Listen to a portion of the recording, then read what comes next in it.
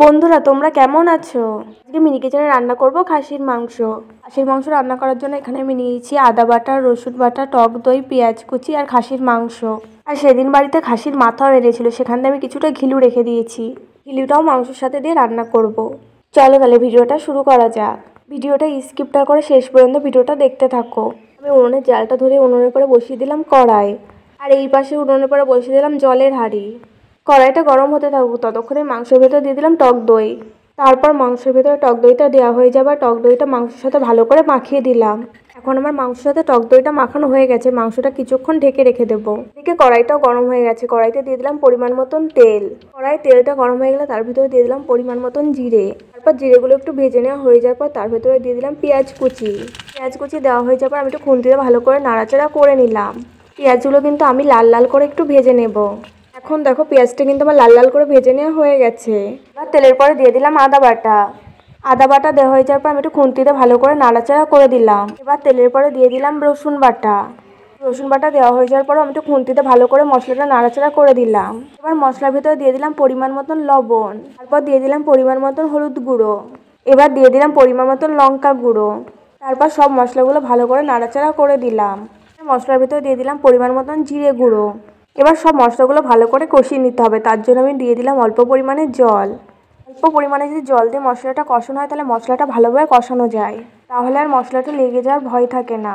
বন্ধুরা তোমরা যদি এখন আমার চ্যানেলটা সাবস্ক্রাইব না করে থাকো অবশ্যই মনে করে দেবে। তোমাদের কাছে যদি ভিডিওটা ভালো লাগে তাহলে একটা লাইক করে দেবে, আর পাশে থাকা বেল আইকনটা অবশ্যই মনে করে প্রেস করে রেখো, যাতে করে আমার পরবর্তী ভিডিও নোটিফিকেশন সবার আগে তোমার কাছে পৌঁছায়। এখন কিন্তু আমার মশলাটা কষানো হয়ে গেছে, আমার মশলার থেকে তেলটা ছেড়ে দিয়েছে। এবার মশলার ভেতরে দিয়ে দিলাম মাংসটা দেওয়া হয়ে যাওয়ার পর মশলার সাথে মাংসটা ভালো করে কিছুক্ষণ নাড়াচাড়া করে নেব।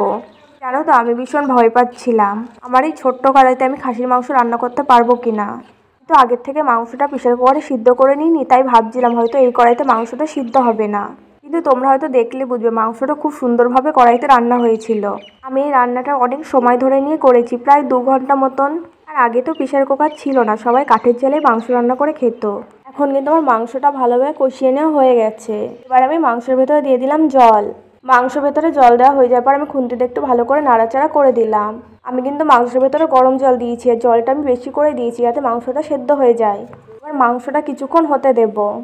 তো আগে আমি খাসির মাংস পছন্দ করতাম না, কিন্তু এখন খুব ভালো লাগে। আমাদের কার কার কাছে খাসির মাংস ভালো লাগে অবশ্যই আমায় কমেন্ট করে জানাবে। আমি জানি অনেকেই খাসির মাংসটা পছন্দ করে না। এখন কিন্তু মাংস ঝোলটা ফুটতে শুরু করেছে, আমি মাংসের ভেতরে দিয়ে দিলাম ঘিলুটা। মাংসের ভেতরে ঘিলুটাতে একটু ভালো করে নাড়াচাড়া করে দিলাম। ঘিলুটা কিন্তু আগে থেকে দিলে গলে যেত, তাই আমি মাংসের ভেতরে পরে দিয়েছি যাতে খুঁজে পাওয়া যায়। এখন কিন্তু মাংসটা প্রায় হয়ে গেছে রান্না করা। এবার আমি মাংসের ভেতরে দিয়ে দিলাম পরিমাণ মতন গরম মশলা গুঁড়ো।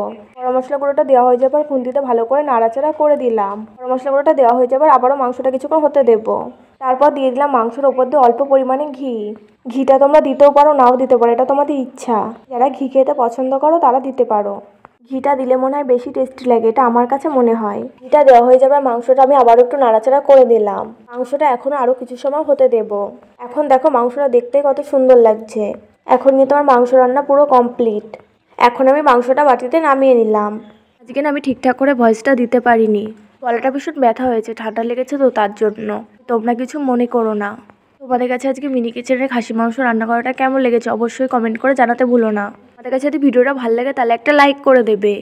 তোমরা যদি পাশে থাকো আর ভালো ভালো রান্নার ভিডিও করে দেখাবো। খাসির মাংসটা কিন্তু খেতে হয়েছিল খুব টেস্টি। ভিডিওটা ভালো লাগলে লাইক, কমেন্ট, সাবস্ক্রাইব, শেয়ার করতে একদম ভুলবে না।